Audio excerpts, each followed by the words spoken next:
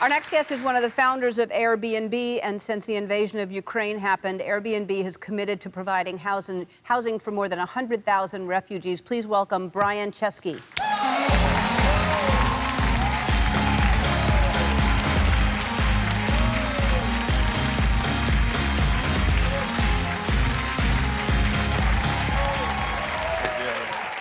All right, I should say that this is going to air April 11th, and today is actually March 14th, so some of what we're talking about may be completely different on April 11th. But first of all, thank you for being here. Thank you.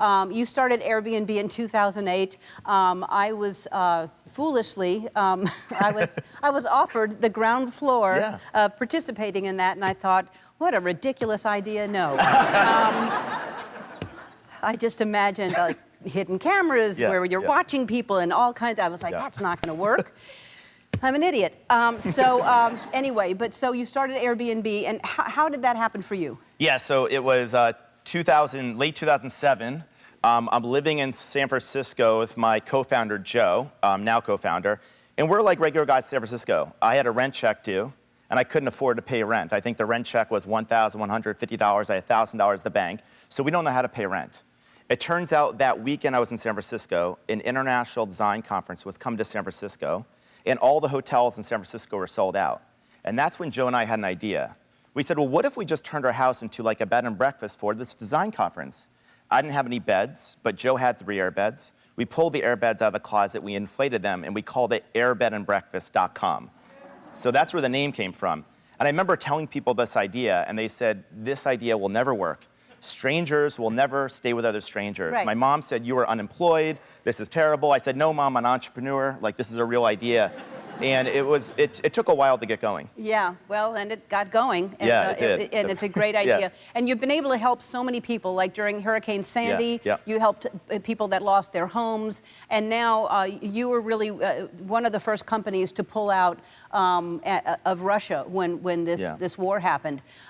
So good for you, first of all, for doing that. Thank you. Now, I saw this on social media because I've donated to all the causes that I can possibly donate to help. I think everybody's trying to figure out how can we help these poor people.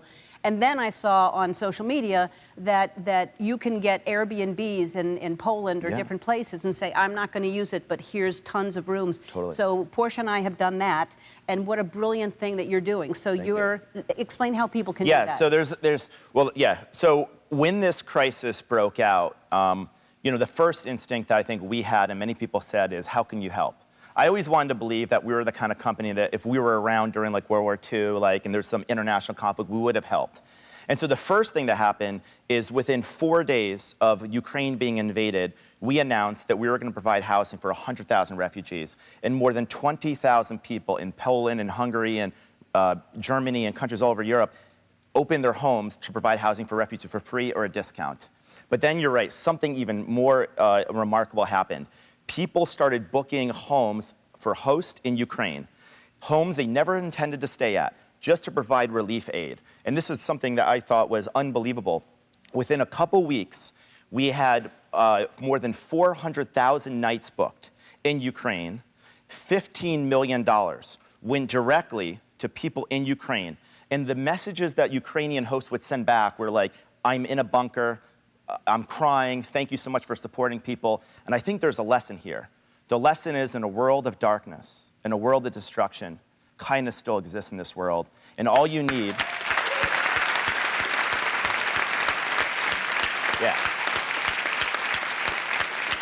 In a country where you have free internet access, where people are free, they no longer just have a voice. They can now take action. And that action is you can open your home, you can send relief aid, and I think it's a reminder to people in Ukraine and all over the world that we're not alone, because people in 154 countries have helped out people in Ukraine, and that's been pretty amazing. More with Brian after this. We'll be right back. We're back with Brian Chesky from Airbnb, the founder of Airbnb. What a brilliant, brilliant idea, and I knew it all along. You have an announcement to make today, and but first of all, I have to say, if we can help this way, it's an immediate way to help. So hopefully people they're watching whatever's going on now as we're airing. But tell everybody. Yeah, so the announcement is that obviously people are opening up their homes to refugees, and some people are opening for free, but sometimes people are opening for a discount. So any donation that goes to Airbnb.org is going to help fund the housing of thousands of refugees. And so today we're announcing that any donation made on Airbnb.org up to $10 million, my co-founders Joe, Nate, and his wife Elizabeth, and I will be matching up to $10 million for any donation on Airbnb.org. So please consider helping. Fantastic. Thank you very much. Thank you, thank you, thank you for what you're doing. Thank you. To find out more about Airbnb.org or to donate, log on to our website. I want to thank Tracy Ellis-Ross, Margaret Qualley. I want to thank all of you for watching, and thank you so much for being a part of my final season. I feel the love in this room. I give it back to you. Take it and please spread this around in the world. We need this love right now, and help the people of Ukraine. Thank you so much.